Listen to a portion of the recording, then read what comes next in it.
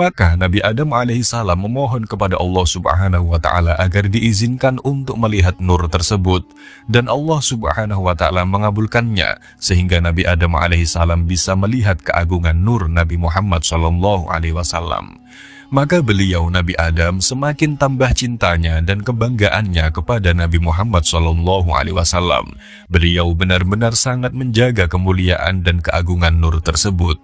Oleh sebab itulah, setiap beliau hendak berhubungan dengan istrinya, yakni Ibu Hawa, maka beliau bersuci terlebih dahulu dan memakai wangian, dan memerintahkan Ibu Hawa untuk melakukan hal yang sedemikian rupa, dengan mengatakan, "Hai istriku Hawa, bersucilah dan pakailah olehmu wangian-wangian. Sesungguhnya sudah dekat saatnya nur Nabi Muhammad SAW yang berada dalam diriku akan berpindah dalam dirimu." Maka Nabi Adam alaihissalam dan Ibunda Hawa senantiasa menjaga kesucian demi memuliakan nur baginda Nabi Muhammad SAW. Sampai suatu hari nur baginda Nabi Muhammad SAW benar-benar telah berpindah dari Nabi Adam alaihissalam ke dalam diri Ibunda Hawa. Sehingga berkat nur agung tersebut, Ibunda Hawa semakin tambah kecantikannya setiap hari. Wajahnya semakin bersinar dan berseri-seri.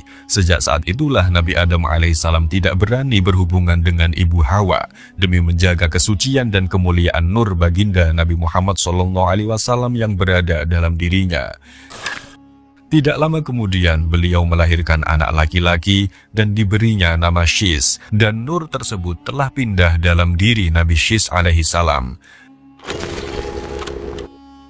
Assalamualaikum warahmatullahi wabarakatuh, sahabat-sahabat muslim yang dirahmati Allah subhanahu wa ta'ala. Nabi Muhammad SAW, utusan terakhir yang diutus oleh Allah untuk menyempurnakan agama Islam, merupakan sosok yang memiliki sejarah luar biasa yang menginspirasi umat manusia hingga akhir zaman. Namun, sebelum kelahirannya di dunia, terdapat keyakinan dalam tradisi Islam bahwa keberadaan Nabi Muhammad telah ada sejak zaman yang sangat jauh. Dalam ajaran tasawuf dan beberapa riwayat hadis disebutkan tentang Nur Muhammad, sebuah cahaya atau nur yang merupakan bentuk awal dari ciptaan Allah, yang kemudian menjadi sebab terciptanya seluruh alam semesta. Sesungguhnya yang pertama kali Allah ciptakan adalah nurnya baginda Nabi Muhammad SAW, sebagaimana yang telah disebutkan dalam hadis yang tercantum dalam kitab Maulid Simtud Duror lil Imam Al-Arif Billah Al-Habib Ali bin Muhammad Al-Habsyi. Di sana disebutkan bahwa sesungguhnya sahabat Jabir bin Abdullah radhiyallahu anhu bertanya kepada junjungan kita baginda Nabi besar Muhammad SAW, "Wahai Rasulullah, ayah ibuku sebagai tebusan engkau, beritahukanlah kepadaku tentang pertama kali makhluk yang Allah ciptakan sebelum segala sesuatu." Maka baginda Nabi Muhammad SAW menjawab, "Hai Jabir, sesungguhnya yang Allah ciptakan sebelum segala sesuatu adalah nur atau cahaya nabimu baginda Nabi besar Muhammad SAW. Dan sesungguhnya nur baginda Nabi Muhammad SAW senantiasa bertasbih kepada Allah Subhanahu wa Ta'ala dengan diikuti oleh para malaikat dan para arwah di alam malakut, jauh puluhan ribu tahun sebelum Nabi Adam alaihissalam diciptakan oleh Allah Subhanahu wa Ta'ala. Sebagaimana hal itu telah disebutkan oleh Imam Jalaluddin As-Suyuti, beliau menyebutkan bahwa sesungguhnya kalau bukan demi baginda Nabi Muhammad SAW, maka Allah Subhanahu wa Ta'ala tidak akan menciptakan segala sesuatu, sebagaimana yang disebutkan dalam hadis qudsi, laulaka lama khalaqtul aflak, yang artinya kurang lebih, seandainya tidak ada engkau wahai Muhammad SAW, sungguh aku Allah Subhanahu wa Ta'ala tidak akan menciptakan alam semesta. Maka segala anugerah yang telah melimpah kepada makhluk-makhluk Allah Subhanahu wa Ta'ala semata-mata adalah dengan berkatnya baginda Nabi Muhammad SAW. Bahkan segala kemuliaan para malaikat dan para nabi adalah semata-mata berkat baginda Nabi Muhammad SAW. Sebagaimana yang telah diterangkan oleh Syekh Yusuf bin Ismail An-Nabhani di kitabnya Hujjatullah ala Alamin, halaman 53 dan 54, yang artinya kurang lebih bahwa sesungguhnya segala kebaikan yang melimpah kepada makhluk-makhluk Allah Subhanahu wa Ta'ala yang mulia adalah semata-mata berkat baginda Nabi Muhammad SAW. Mereka itu adalah para malaikat, para nabi, dan semua orang-orang mukmin. Dan sesungguhnya manakala Allah Subhanahu wa Ta'ala telah menciptakan Nabi Adam alaihissalam, Allah Subhanahu wa Ta'ala senantiasa memanggilnya dengan julukan Abu Muhammad. Sehingga Nabi Adam alaihissalam bertanya kepada Allah Subhanahu wa Ta'ala tentang rahasia panggilan tersebut. Sebagaimana hal itu telah diriwayatkan oleh Syekh Ahmad bin Zaini Dahlan Al-Hasani dalam kitabnya As-Sirah An-Nabawiyah Juz 1 halaman 15, yang artinya kurang lebih bahwa sesungguhnya Allah Subhanahu wa Ta'ala sesudah menciptakan Nabi Adam alaihissalam, maka Allah Subhanahu wa Ta'ala memberi ilham kepada Nabi Adam alaihissalam untuk bertanya kepadanya, "Ya Allah, kenapa engkau juluki aku dengan Abu Muhammad?" atau ayahnya atau bapaknya Muhammad. Maka Allah Subhanahu wa Ta'ala berfirman kepada Nabi Adam alaihissalam, "Hai Adam, angkat kepalamu." Maka Nabi Adam alaihissalam kemudian mengangkat kepalanya. Seketika itu beliau melihat nur atau cahaya baginda Nabi Muhammad SAW meliputi di sekitar Arasy. Nabi Adam alaihissalam bertanya, "Ya Allah, nur siapa ini?" Allah Subhanahu wa Ta'ala berfirman, "Ini adalah nur seorang nabi dari keturunanmu. Di langit namanya Ahmad, di bumi namanya Muhammad. Kalau bukan karena dia, niscaya aku tidak akan menciptakan kamu, langit dan bumi." Kemudian Allah Subhanahu wa Ta'ala meletakkan nur baginda Nabi Muhammad SAW dalam punggung Nabi Adam alaihissalam, sebagaimana yang disebutkan oleh Imam Jalaluddin As-Suyuti dalam kitabnya Ad-Durarul Hisan Hamishi Daqaiqul Akhbar halaman 5, yang artinya kurang lebih bahwa sesungguhnya Allah Subhanahu wa Ta'ala telah meletakkan nur baginda Nabi Muhammad SAW dalam punggung Nabi Adam alaihissalam, sehingga para malaikat sujud dan berbaris rapi di belakang Nabi Adam alaihissalam untuk menghaturkan salam kepada nur baginda Nabi Muhammad. Dan pada saat itu pula Allah Subhanahu wa Ta'ala memerintahkan kepada iblis agar sujud kepada Nabi Adam alaihissalam. Namun dia membangkang dan sombong, sebagaimana disebutkan dalam firman Allah Subhanahu wa Ta'ala dalam surat Al-Baqarah ayat 34, yang artinya, "Dan ingatlah ketika kami berfirman kepada para malaikat, sujudlah kalian semua kepada Adam. Maka sujudlah mereka kecuali iblis. Ia enggan dan takabur, dan sesungguhnya ia iblis termasuk golongan orang-orang yang kafir."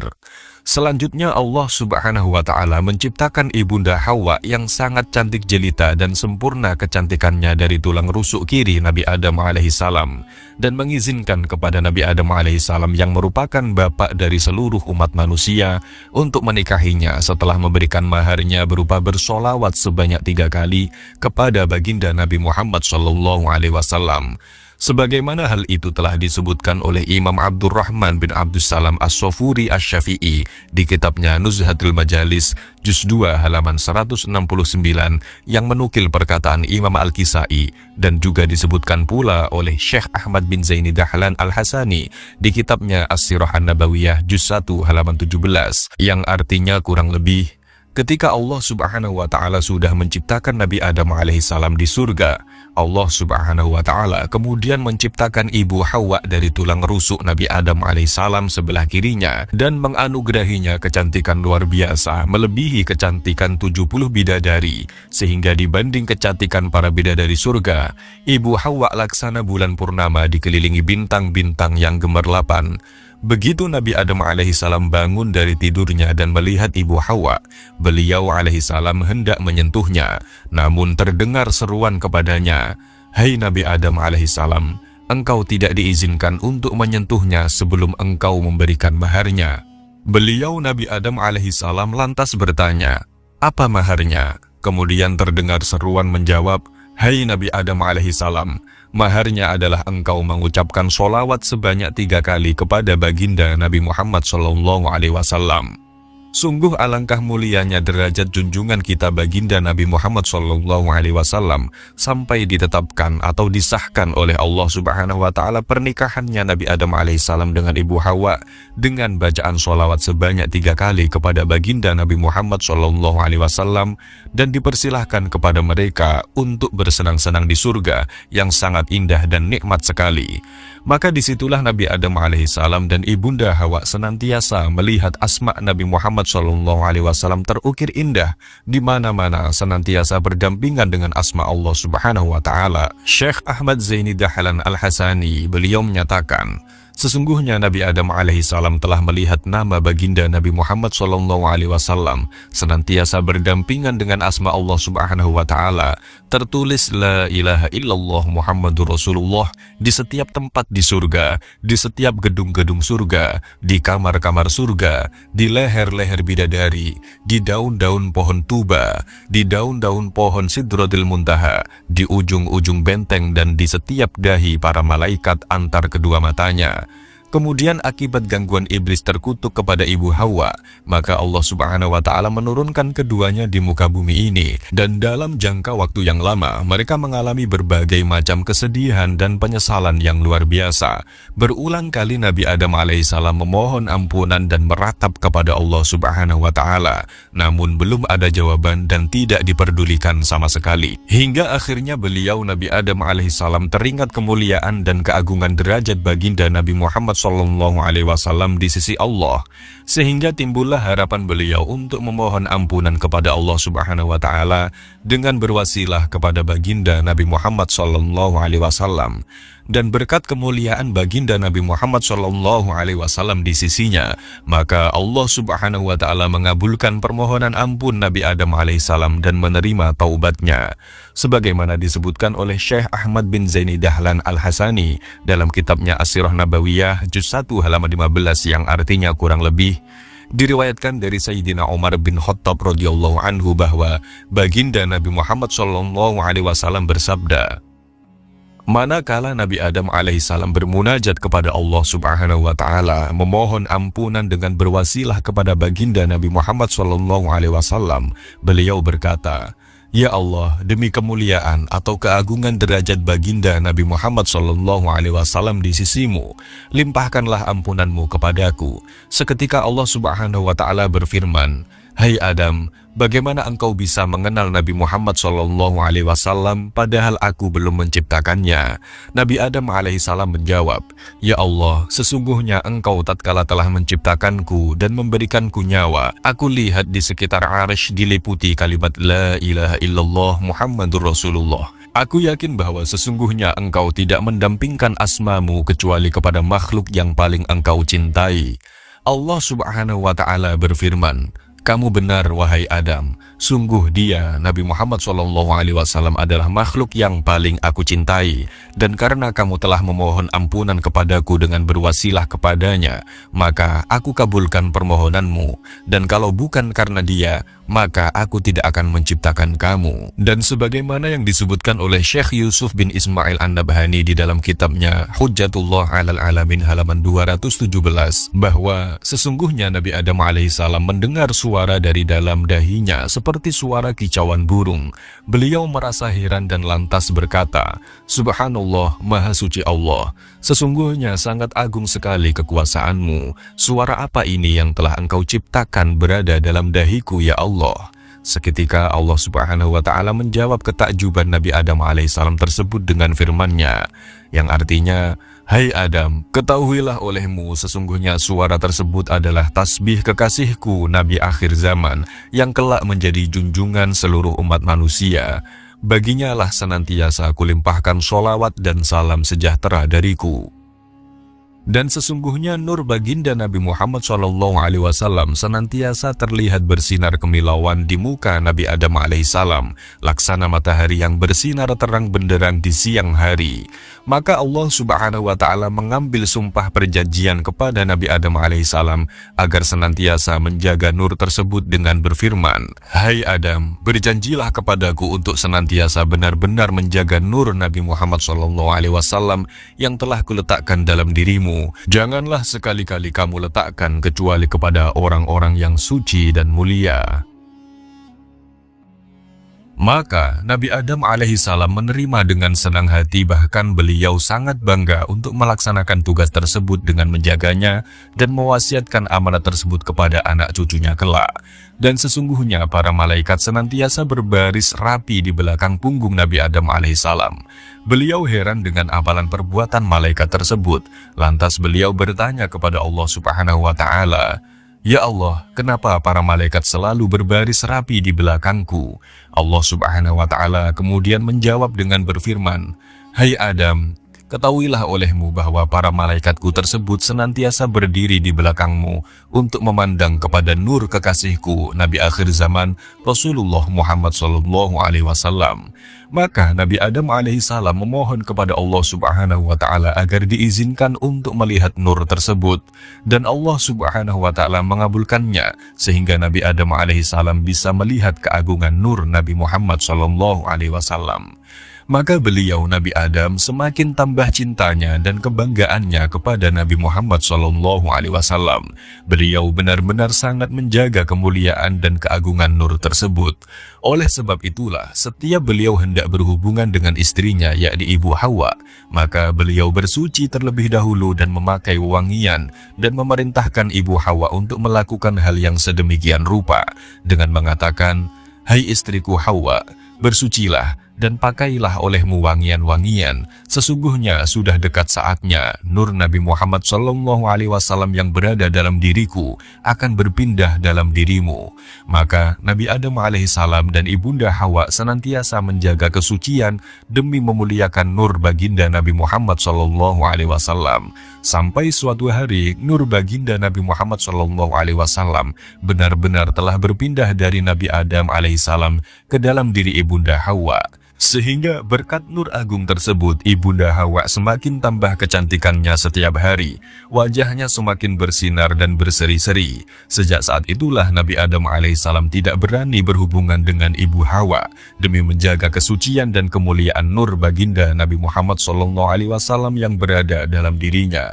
Dan para malaikat senantiasa berduyun-duyun turun ke bumi setiap hari, semata-mata hanya untuk menghaturkan salam sejahtera dari Allah Subhanahu wa Ta'ala kepada nur baginda Nabi Muhammad SAW yang telah bersemayam dalam diri Ibunda Hawa.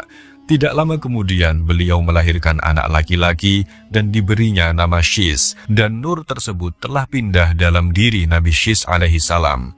Dengan adanya nur yang terlihat oleh Nabi Adam alaihissalam di muka Nabi Syis alaihissalam, maka Nabi Adam alaihissalam selalu memperhatikan dan menjaga Nabi Syis demi kemuliaan dan mengagungkan nur Nabi Muhammad SAW yang ada dalam diri Nabi Syis tersebut. Setelah Nabi Syis dewasa dan Nabi Adam merasa telah dekat ajalnya untuk menghadap kepada Allah Subhanahu wa Ta'ala, maka beliau Nabi Adam alaihissalam memanggil putranya Nabiullah Syis dan memberikan wasiat atau amanat kepadanya. "Wahai anakku Syis, sesungguhnya Allah Subhanahu wa Ta'ala telah mengambil perjanjian kepadamu untuk senantiasa menjaga nur agung Nabi Muhammad SAW. Janganlah engkau letakkan kecuali pada wanita yang paling suci dan mulia nasabnya." Dan Nabi Adam alaihissalam juga telah mewasiatkan kepada Nabi Syis alaihissalam agar senantiasa membesarkan kemuliaan dan keagungan baginda Nabi Muhammad SAW di jiwanya, serta senantiasa menyebut-nyebutnya dengan berzikir kalimat La ilaha illallah Muhammadur Rasulullah SAW. Hal ini sebagaimana yang telah disebutkan oleh Imam Jalaluddin Abdurrahman As-Suyuti dalam kitabnya Al-Hawi lil Fatawi Juz 2 halaman 174, yang artinya kurang lebih berikut, bahwa sesungguhnya Nabi Adam alaihissalam berwasiat kepada putranya Nabi Syis alaihissalam, "Hai Syis, setiap kamu berzikir atau menyebut asma Allah Subhanahu wa Ta'ala, hendaklah kamu sertakan pula berzikir menyebut nama baginda Nabi Muhammad SAW, karena sesungguhnya aku, Nabi Adam alaihissalam, telah melihat namanya selalu berdampingan dengan asma Allah Subhanahu wa Ta'ala. La ilaha illallah Muhammadur Rasulullah tertulis meliputi arash, tertulis di seluruh tempat-tempat di langit, tertulis di gedung-gedung surga, di kamar-kamar surga, di leher para bidadari surga, di seluruh dedaunan pepohonan surga, di seluruh dedaunan pohon tuba, di seluruh dedaunan pohon Sidratil Muntaha, di seluruh sudut benteng dan di setiap dahi antara kedua mata para malaikat. Maka perbanyaklah selalu berzikir menyebut-nyebut namanya, karena seluruh malaikat di alam malakut senantiasa berzikir menyebut-nyebut namanya." Dan sesungguhnya Allah Subhanahu wa Ta'ala telah mewasiatkan pula kepada para nabi dan rasul, terutama para nabi yang diberikan kitab, agar benar-benar beriman dan selalu membesarkan kemuliaan baginda Nabi Muhammad SAW di sisi Allah Subhanahu wa Ta'ala dengan senantiasa berzikir, mengucapkan kalimat la ilaha illallah Muhammadur Rasulullah SAW, dan diwajibkan pula untuk mewasiatkan kepada umatnya masing-masing agar sungguh-sungguh beriman, tunduk, patuh, dan senantiasa membesarkan kemuliaan junjungan kita baginda Nabi besar Muhammad SAW, dan menjadi pembela setianya apabila suatu saat bertemu dengan baginda Nabi Muhammad SAW. Sebagaimana yang telah Allah Subhanahu wa Ta'ala firmankan dalam surat Ali Imran ayat 81 yang artinya kurang lebih, dan ingatlah ketika Allah Subhanahu wa Ta'ala mengambil perjanjian dari para nabi, sungguh apa saja yang aku berikan kepada kalian semua berupa kitab dan hikmah, kemudian datang kepada kalian semua seorang rasul yang membenarkan apa yang ada pada kalian semua, niscaya kalian semua akan sungguh-sungguh beriman kepadanya dan senantiasa mengagungkannya. Allah Subhanahu wa Ta'ala berfirman, apakah kalian semua mengakui dan menerima perjanjianku terhadap yang demikian itu? Mereka serentak menjawab, kami mengakui. Allah Subhanahu wa Ta'ala berfirman, kalau begitu saksikanlah wahai para nabi, dan aku menjadi saksi pula bersama kalian semua. Dan disebutkan pula dalam firman Allah Subhanahu wa Ta'ala surat As-Saff ayat 6 yang artinya, dan ingatlah ketika Isa putra Maryam berkata, hai Bani Israel, sesungguhnya aku adalah utusan Allah Subhanahu wa Ta'ala kepada kalian semua, membenarkan kitab yang turun sebelumku, yaitu Taurat, dan memberi kabar gembira dengan datangnya seorang Rasul yang akan datang sesudahku, yang namanya Ahmad atau Nabi Muhammad SAW.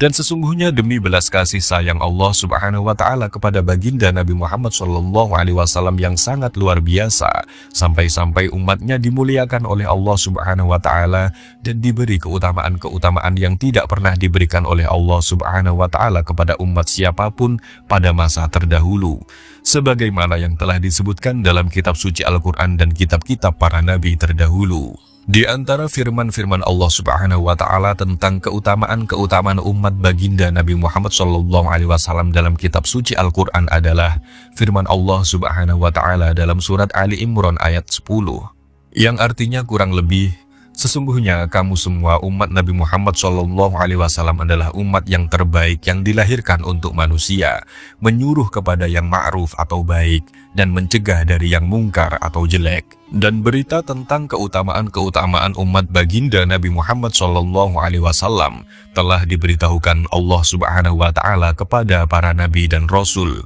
Di antaranya adalah sebagaimana hal itu telah disebutkan Sayyiduna Al-Imam Al-Habib Abdullah bin Alawi Al-Haddad dalam kitab beliau Sabilul Iddikar halaman 22-26, dan juga disebutkan oleh Imam Abu Naim Al-Asfahani di kitabnya Dalailun Nubuwah juz 1 halaman 77, bahwa sesungguhnya tatkala Nabi Musa alaihissalam membaca kitab suci Taurat, beliau menemukan di dalamnya keutamaan-keutamaan umat baginda Nabi Muhammad SAW, sehingga beliau sangat kagum dan menginginkan sebagian dari keutamaan-keutamaan umat baginda Nabi Muhammad SAW agar diberikan kepada umatnya dengan berkata, ya Allah, sesungguhnya aku telah membaca kitab suci Taurat dan aku temukan di dalamnya keutamaan-keutamaan umat yang kelak dikumpulkan di padang mahsyar dalam keadaan bercahaya mukanya, laksana bulan purnama, dan anggota badannya berkemilauan memancarkan cahaya bekas wudhu dan sujud tatkala masih di dunia. Ya Allah, jadikanlah keutamaan itu untuk umatku. Namun Allah Subhanahu wa Ta'ala menjawab, tidak Musa, sesungguhnya keutamaan itu hanya aku khususkan bagi umat kekasihku Nabi Muhammad SAW. Nabi Musa alaihissalam berkata lagi, ya Allah, sesungguhnya aku telah membaca kitab suci Taurat dan aku temukan keutamaan umat yang engkau anugerahi ibadah sholat 5 waktu, dan engkau bukakan pintu langit sehingga turun rahmat atau belas kasih sayangmu kepada mereka pada saat mereka melakukannya, sehingga para bidadari surga rindu kepada mereka, dan engkau anugerahi pula mereka bulan suci Ramadan sehingga mereka berpuasa sebulan penuh, dan engkau anugerahi pula mereka firman-firman sucimu yakni kitab Al-Quran yang senantiasa senantiasa terjaga atau hafal di hati mereka, dan Engkau anugerahi pula mereka ibadah haji ke Baitullah Ka'bah, yang mana pahala haji mabrur adalah surgamu. Serta Engkau anugerahi pula mereka ibadah zakat dan sedekah yang Engkau lipat gandakan pahalanya sampai 700 kali. Ya Allah, jadikanlah keutamaan itu untuk umatku. Namun Allah subhanahu wa ta'ala menjawab, tidak Musa, sesungguhnya keutamaan itu hanya aku khususkan bagi umat kekasihku Nabi Muhammad SAW. Nabi Musa alaihissalam berkata lagi, ya Allah, sesungguhnya aku telah membaca kitab suci Taurat dan aku temukan keutamaan umat yang kelak tatkala Engkau bangkitkan di padang mahsyar, sepertiga dari mereka Engkau masukkan ke surga tanpa hisab. Yang sepertiga lagi Engkau masukkan ke surga dengan hisab yang ringan, dan sepertiga lagi juga Engkau masukkan ke surga setelah Engkau bersihkan mereka dari kotoran dosa. Ya Allah, jadikanlah keutamaan itu untuk umatku. Namun Allah subhanahu wa ta'ala menjawab, tidak Musa, sesungguhnya keutamaan itu hanya aku khususkan bagi umat kekasihku Nabi Muhammad SAW. Akhirnya Nabi Musa alaihissalam berkata lagi, ya Allah, jika demikian, jadikanlah saja aku sebagai umat kekasihmu Nabi Muhammad SAW. Maka Allah subhanahu wa ta'ala kemudian berfirman kepada Nabi Musa alaihissalam, yang artinya kurang lebih, hai Musa, sesungguhnya aku telah memilihmu dari seluruh umat manusia saat ini untuk menjadi Rasul utusanku yang menyampaikan firman suciku kepada hamba-hambaku. Maka laksanakanlah apa yang aku tugaskan kepadamu, dan hendaklah kamu senantiasa bersyukur atas segala nikmat yang telah aku limpahkan kepadamu. Hai Musa, sesungguhnya Nabi Muhammad SAW adalah makhluk yang paling aku cintai dari seluruh makhluk-makhlukku. Dan saat ini tidak aku lihat dari seluruh hati hamba-hambaku yang lebih tawadhu atau merendahkan diri dari hatimu. Maka sebab itulah aku pilih dirimu sebagai Rasulku. Laksanakanlah semua perintahku sampai kamu meninggal dalam keadaan mengesahkanku dan dalam keadaan cinta kepada kekasihku Nabi Muhammad SAW. Maka oleh sebab itulah Nabi Musa alaihissalam senantiasa berzikir atau menyebut-nyebut baginda Nabi Muhammad SAW dan membanggakannya.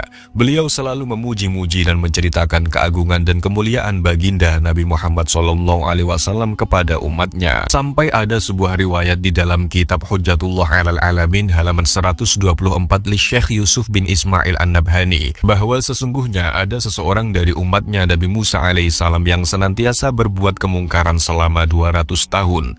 Setelah dia meninggal, umat Bani Israel membuangnya di tempat sampah. Lantas Allah subhanahu wa ta'ala berfirman kepada Nabi Musa alaihissalam, wahai Musa nabiku, uruslah jenazah hambaku yang terbuang di tempat sampah, mandikan, kafani, solati dan kuburkanlah dengan cara yang terhormat.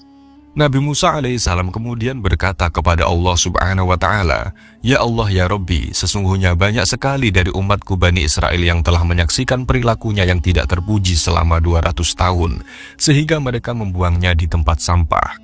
Allah subhanahu wa ta'ala kemudian berfirman kepada Nabi Musa alaihissalam, wahai Musa, memang benar apa yang disaksikan oleh umatmu Bani Israel. Akan tetapi yang telah aku ketahui sendiri bahwa sesungguhnya di akhir hayatnya dia setiap membuka kitab suci Taurat dan melihat nama kekasihku yakni Nabi Muhammad SAW, dia sangat mengagumi dan mencintainya sampai-sampai dia mencium nama tersebut dan menaruhnya di kedua matanya dengan senantiasa bersolawat kepadanya. Oleh sebab itulah aku Allah subhanahu wa ta'ala telah mengampuni seluruh dosa-dosanya dan akan aku masukkan dia ke surga dengan memberinya istri 70 bidadari yang cantik jelita. Maka kecintaan Nabi Musa alaihissalam kepada baginda Nabi Muhammad SAW semakin memuncak sampai beliau rindu ingin bertemu dengan baginda Nabi Muhammad SAW. Begitu pula Allah subhanahu wa ta'ala telah memerintahkan kepada Nabi Daud alaihissalam untuk mencintai baginda Nabi Muhammad SAW dan senantiasa mengagungkannya. Dan Allah subhanahu wa ta'ala telah menetapkannya dalam kitab Zabur yang telah diwahyukannya kepada Nabi Daud alaihissalam yang menerangkan tentang kemuliaan kekasihnya Nabi Muhammad SAW beserta umatnya.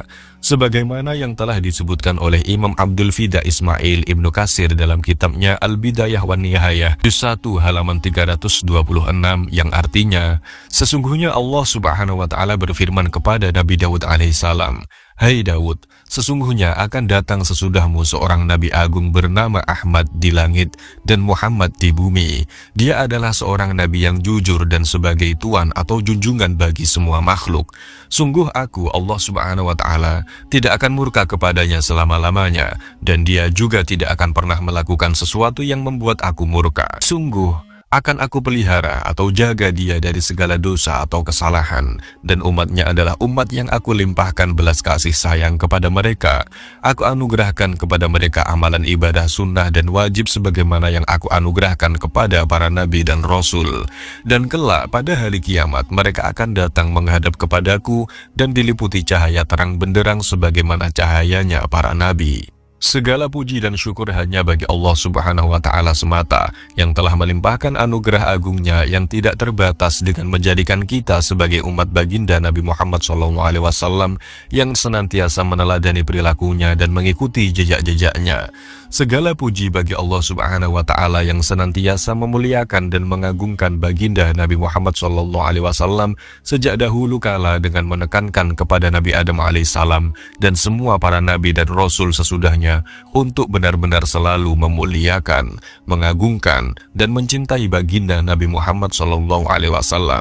Bahkan diriwayatkan di kitab Al-Hawi lil Fatawi Juz 2 halaman 176 lil Imam Jalaluddin Abdurrahman As-Suyuti yang menerangkan tentang rahasia yang terkandung dalam cincin Nabi Sulaiman alaihissalam, yang artinya kurang lebih Imam Jalaluddin As-Suyuti rahimahullah berkata bahwa telah diriwayatkan dari sahabat Umar bin Somit dan sahabat Jabir bin Abdullah, sesungguhnya pada cincin Nabi Sulaiman alaihissalam tertulis kalimat La ilaha illallah Muhammadur Rasulullah. Dan demikian pula tersebutkan dalam kitab Injil yang Allah Subhanahu wa Ta'ala wahyukan kepada Nabi Isa alaihissalam untuk memberitahukan kepada seluruh umatnya agar mempersiapkan diri demi menyambut kekasih Allah Subhanahu wa Ta'ala baginda Nabi Muhammad SAW dengan beriman kepadanya dan menjadi pembela setianya, sebagaimana yang telah diriwayatkan Imam Jalaluddin As-Suyuti di dalam kitabnya Al-Hawi lil Fatawi Juz 2 halaman 175. Beliau berkata, Imam Hakim telah meriwayatkan dari sahabat Abdullah bin Abbas radhiyallahu anhu.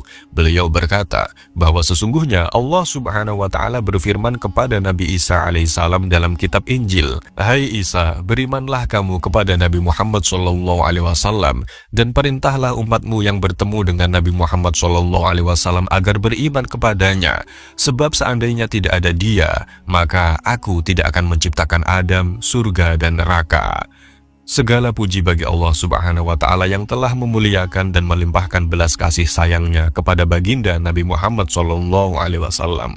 Dan banyak sekali dari kaum Yahudi dan Nasrani yang telah mendapat taufik dan hidayah dari Allah Subhanahu wa Ta'ala berbondong-bondong datang ke kota Madinah untuk menyambut kedatangan Nabi Agung akhir zaman baginda Rasulullah SAW, sesuai dengan amanat yang telah mereka dapati dalam kitab Taurat dan Injil yang masih asli. Dan mereka lakukan itu semata-mata untuk beriman kepada baginda Nabi Muhammad SAW dan menjadi pembela setianya.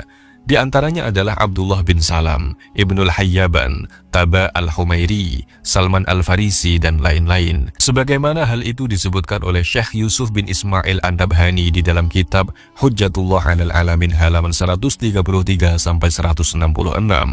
Dan mulai dari situlah maka umat Islam mendapati kemenangan demi kemenangan dalam menegakkan dan memperjuangkan ajaran-ajaran baginda Nabi Muhammad SAW. Sebagaimana telah kita ketahui bahwa Nabi Adam alaihissalam telah mendapati keistimewaan-keistimewaan berkat nur baginda Nabi Muhammad. Di antaranya disahkannya pernikahan beliau dengan Ibu Hawa dengan mahar mengucapkan sholawat kepada baginda Nabi Muhammad SAW, dan diterimanya taubat beliau oleh Allah Subhanahu wa Ta'ala berkat tawasul kepada baginda Nabi Muhammad SAW. Oleh sebab itulah, demi memuliakan nur agung baginda Nabi Muhammad SAW yang ada dalam dirinya, maka setiap Nabi Adam alaihissalam akan berhubungan dengan Ibu Hawa, maka beliau bersuci terlebih dahulu, memakai wangian-wangian dan memerintahkan Ibu Hawa untuk melakukan hal yang sedemikian rupa. Dan suatu saat nur tersebut benar-benar telah pindah dalam diri Ibu Hawa, sehingga kecantikan Ibu Hawa tambah bersinar luar biasa. Tidak lama kemudian beliau melahirkan anak laki-laki dan diberinya nama Syis, dan nur tersebut telah pindah dalam diri Nabi Syis alaihissalam. Dengan adanya nur yang terlihat oleh Nabi Adam alaihissalam di muka Nabi Syis, maka Nabi Adam alaihissalam selalu memperhatikan dan menjaga Nabi Syis alaihissalam demi memuliakan dan mengagungkan nur Nabi Muhammad SAW yang ada dalam diri Nabi Syis alaihissalam tersebut. Setelah Nabi Syis alaihissalam dewasa dan Nabi Adam alaihissalam merasa telah dekat ajalnya untuk menghadap kepada Allah Subhanahu wa Ta'ala, maka beliau Nabi Adam alaihissalam memanggil putranya Nabiullah Syis untuk memberikan wasiat atau amanat kepadanya. Wahai anakku Syis, sesungguhnya Allah Subhanahu wa Ta'ala telah mengambil perjanjian kepadamu untuk senantiasa menjaga nur agung Nabi Muhammad SAW. Janganlah engkau letakkan kecuali pada wanita yang paling suci dan mulia nasabnya. Maka Nabi Syis alaihissalam menjaga teguh amanat tersebut dengan menikah dengan seorang wanita yang paling suci saat itu yang bernama Baido. Dan setelah dianugerahi putra, maka beliau Nabi Syis alaihissalam memberikan wasiat kepada putranya agar jangan meletakkan nur agung tersebut kecuali pada wanita yang paling suci dan mulia nasabnya. Demikian pula putranya melakukan hal yang sama sehingga nur agung tersebut sampai pada Nabi Idris alaihissalam. Dan Nabi Idris alaihissalam juga melakukan hal yang sama. Beliau alaihissalam mewasiatkan kepada putranya agar jangan meletakkan nur agung tersebut kecuali pada wanita yang paling suci dan mulia nasabnya. Hingga sampailah nur agung tersebut pada Nabi Nuh alaihissalam. Begitu pula Nabi Nuh alaihissalam, beliau juga melakukan hal yang sama. Beliau berwasiat kepada putra beliau Sam untuk menjaga nur tersebut dan jangan diletakkan kecuali pada wanita yang paling suci dan mulia nasabnya. Dan Sayyidina Sam, putra Nabi Nuh alaihissalam, juga mewasiatkan kepada putranya sebagaimana wasiat tersebut di atas, sehingga sampailah silsilah mata rantai nur agung baginda Nabi Muhammad SAW kepada Nabi Ibrahim alaihissalam. Dan kemudian dari Nabi Ibrahim alaihissalam, nur tersebut turun kepada Nabi Ismail. Dan Nabi Ismail alaihissalam juga telah menjaga teguh nur agung baginda Nabi Muhammad SAW tersebut. Beliau telah mewasiatkan kepada putranya agar jangan meletakkan nur agung baginda Nabi Muhammad SAW kecuali pada wanita yang paling suci dan mulia nasabnya.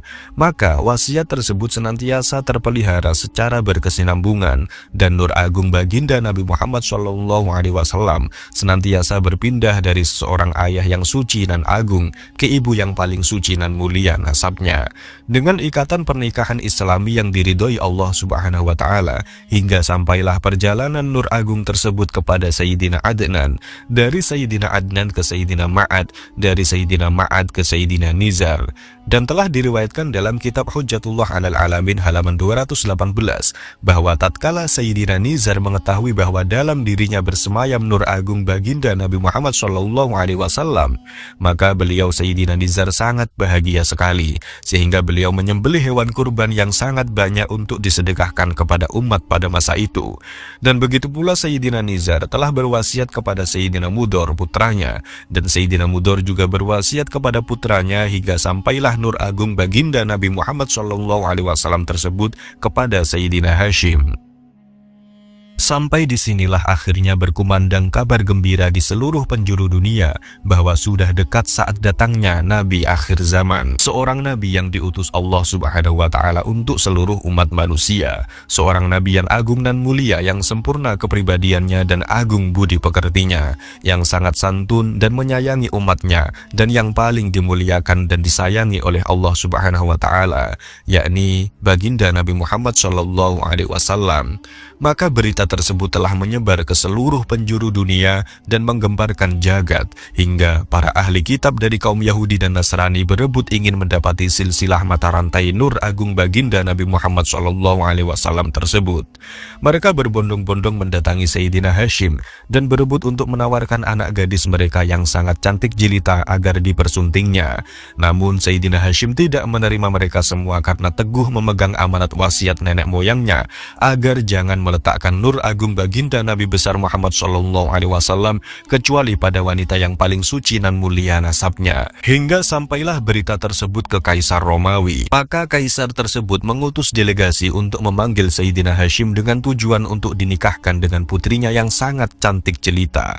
Tidak ada tujuan lain kecuali dia ingin mendapati nur agung baginda Nabi Muhammad SAW. Karena data-data yang akurat dan otentik tentang nur Nabi akhir zaman telah mereka ketahui dari ulama ahli kitab Yahudi dan Nasrani bahwa nur agung tersebut telah berada dalam diri dan kepribadian Sayyidina Hashim.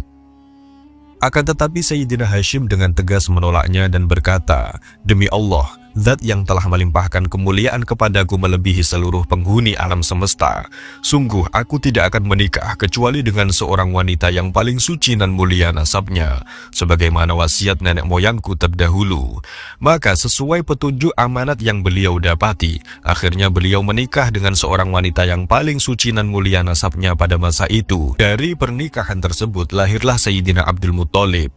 Maka pindahlah nur agung baginda Nabi Muhammad SAW kepada Sayyidina Abdul Muttalib, dan nur agung baginda Nabi Muhammad SAW sangat terlihat bercahaya terang benderang dari dahi Sayyidina Abdul Muttalib, dan bau harum semerbak senantiasa keluar menyebar dari diri beliau. Semua itu adalah berkat nur baginda Nabi Muhammad SAW. Dan sesungguhnya berkat nur baginda Nabi Muhammad SAW, Sayyidina Abdul Muttalib senantiasa dikabulkan doanya oleh Allah Subhanahu wa Ta'ala. Maka orang-orang Quraisy setiap mereka ditimpa kemarau panjang, mereka berduyun-duyun mendatangi Sayyidina Abdul Muttalib. Akhirnya, dengan dipimpin Sayyidina Abdul Muttalib, mereka naik ke Gunung Sabir.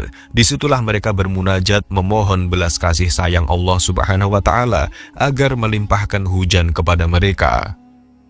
Akhirnya Allah Subhanahu wa Ta'ala mengabulkan permohonan mereka dengan menurunkan hujan yang deras berkat nur agung baginda Nabi Muhammad SAW yang berada pada diri Sayyidina Abdul Muttalib. Beliau Sayyidina Abdul Muttalib juga sebagai hakim di kalangan kaum Quraisy. Keputusan-keputusan beliau sangat diterima dan dihormati oleh mereka. Setiap ada masalah, rujukan utama mereka adalah Sayyidina Abdul Muttalib agar memberikan petunjuk dan keputusan untuk menyelesaikan segala urusan mereka. Beliau juga dikenal sebagai pemuda yang tekun beribadah. Berulang kali beliau senantiasa kholwat atau menetap sendirian di Gua Hira. Di situ beliau selalu bersyukur kepada Allah Subhanahu wa Ta'ala yang telah menganugerahinya nur baginda Nabi Muhammad SAW dalam dirinya, dan beliau juga selalu bermunajat kepada Allah Subhanahu wa Ta'ala dan memuncakkan tafakur tentang kemuliaan dan keagungan zat pencipta alam semesta, Allah Rabbul Alamin. Beliau juga senantiasa beramar ma'ruf nahi mungkar kepada kaumnya sesuai dengan ajaran Nabi Ibrahim alaihissalam, sehingga mereka senantiasa memuliakan dan mengagungkannya. Hingga suatu ketika beliau Sayyidina Abdul Muttalib mendapati petunjuk dari Allah Subhanahu wa Ta'ala lewat mimpi agar beliau menikah dengan Sayyidatina Fatimah binti Amr, seorang wanita yang paling suci dan mulia nasabnya pada masa itu. Dari pernikahan tersebut maka lahirlah Sayyidina Abdullah ayahanda baginda Nabi Muhammad SAW. Sebagaimana yang telah diterangkan di dalam kitab Madarijus Su'ud halaman 10 bahwa sesungguhnya Sayyiduna Abdullah ayahanda baginda Nabi Muhammad SAW adalah yang sangat cepat perkembangannya. Dalam jangka waktu sehari sudah seperti bayi usia 1 bulan, dan dalam jangka sebulan sudah seperti bayi berusia setahun. Sehingga hal itu menakjubkan semua orang, baik yang ada di perkotaan ataupun di pelosok desa yang paling dalam. Setiap orang yang memandang kepada beliau selalu berdecak kagum melihat kemilau cahaya yang anggun berwibawa dari mukanya dan keajaiban-keajaiban yang melimpah kepada beliau. Postur tubuhnya yang sempurna, ketampanan mukanya yang mempesona, dan kesantunannya yang penuh wibawa telah menjadikan para gadis terpikat hatinya. Laksana Nabi Yusuf alaihissalam pada zamannya dahulu yang digandrungi oleh semua wanita karena ketampanannya yang mempesona dan sempurna. Maka beliau Sayyiduna Abdullah adalah seorang laki-laki yang paling sempurna diri dan kepribadiannya pada masa itu. Sebagaimana dikatakan oleh Syekh Ahmad bin Zaini Dahlan di dalam kitabnya As-Sirah An-Nabawiyah Juz 2 halaman 42, yang artinya kurang lebih bahwa sesungguhnya Sayyiduna Abdullah adalah insan yang paling sempurna diri dan pribadinya pada masa itu. Dari muka beliau nampak jelas berkemilauan cahaya nur baginda Nabi Muhammad SAW, dan tidak sedikit para wanita yang terpikat hatinya kepada beliau. Dahsyatnya pesona dan kesempurnaan pribadi Sayyiduna Abdullah ayahanda baginda Nabi Muhammad SAW bukan hanya terkenal di kalangan suku Quraisy saja, bahkan para ulama ahli kitab di Syam Palestina juga mengakuinya. Sehingga setiap ada orang dari suku Quraisy bersinggah di tempat mereka, selalu diberi wasiat bahwa nur yang ada pada diri Sayyiduna Abdullah sesungguhnya adalah nur Nabi akhir zaman, yakni baginda Nabi Muhammad SAW. Tujuan utama dari wasiat tersebut adalah agar senantiasa dijaga nur baginda Nabi Muhammad SAW yang ada pada diri Sayyiduna Abdullah tersebut dan dilindungi dari orang-orang yang hasud dan orang-orang yang ingin mencelakakannya, sebagaimana telah diterangkan oleh Syekh Yusuf bin Ismail An-Nabhani di kitabnya Hujjatullah 'alal Alamin halaman 220, yang artinya bahwa sesungguhnya para ulama ahli kitab di Syam, Palestina telah mengetahui nur baginda Nabi Muhammad SAW pada diri Sayyiduna Abdullah. Setiap ada penduduk Makkah bersinggah di tempat mereka, selalu diberi wasiat olehnya dengan berkata, "Ketahuilah oleh kalian semua wahai kaum Quraisy, kemilau cahaya yang ada pada diri Abdullah sesungguhnya adalah nur Nabi akhir zaman, baginda Nabi Muhammad SAW yang akan datang membawa agama tauhid untuk mengesahkan Allah Rabbul Alamin." Maka tatkala beliau Sayyiduna Abdullah genap berusia 18 tahun, beliau diajak oleh ayahandanya Sayyiduna Abdul Muthalib untuk dinikahkan dengan Sayyidatuna Aminah binti Wahab, seorang wanita yang paling suci dan paling mulia nasabnya pada saat itu.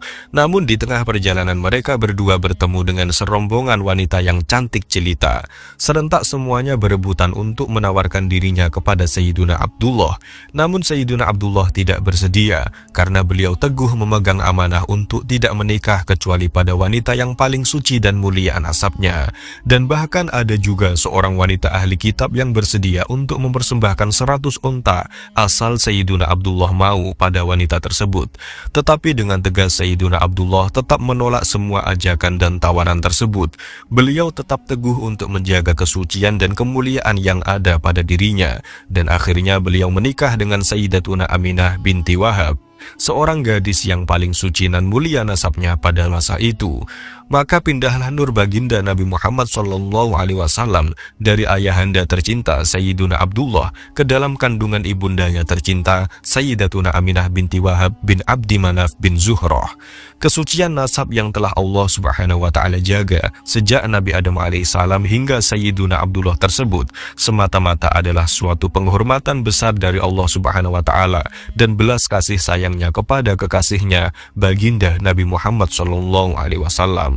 Semuanya melalui proses pernikahan Islami yang diridhoi oleh Allah Subhanahu wa Ta'ala, sebagaimana yang disebutkan dalam tafsir Ibnu Katsir juz 2 halaman 403. Diriwayatkan dari Sayyidina Ali karramallahu wajhah bahwa sesungguhnya baginda Nabi Muhammad SAW bersabda, "Sesungguhnya aku, Nabi Muhammad SAW, adalah terlahir dari orang-orang suci dan mulia nasabnya melalui pernikahan yang sah diridhoi Allah Subhanahu wa Ta'ala sejak Nabi Adam alaihissalam hingga kedua orang tuaku, Sayyid Abdullah dan Sayyidah Aminah. Semuanya melalui pernikahan yang sah diridhoi Allah Subhanahu wa Ta'ala, tidak ada sedikit pun yang menyimpang." Dan sesungguhnya dengan adanya berbagai macam peristiwa luar biasa yang dialami Sayyiduna Abdullah tersebut semata-mata adalah sebagai tanda yang sangat jelas terang benderang atas dekatnya waktu kedatangan baginda Nabi Muhammad SAW. Sebagaimana disebutkan oleh Imam Al-Hafidh Abu Naim Al-Asfahani di kitabnya Dalailun Nubuwah juz 1 halaman 167, yang artinya bahwa sesungguhnya segala keajaiban yang ada pada diri Sayyiduna Abdullah sampai para ahli kitab menginginkan nur yang ada pada diri beliau, serta tersohornya kabar berita nur tersebut di kitab-kitab terdahulu, semata-mata hanyalah sebagai tanda-tanda yang jelas dan bukti yang konkret atas kenabian baginda Nabi Muhammad SAW. Demikian dari kami, apabila banyak kesalahan mohon maaf yang sebesar-besarnya.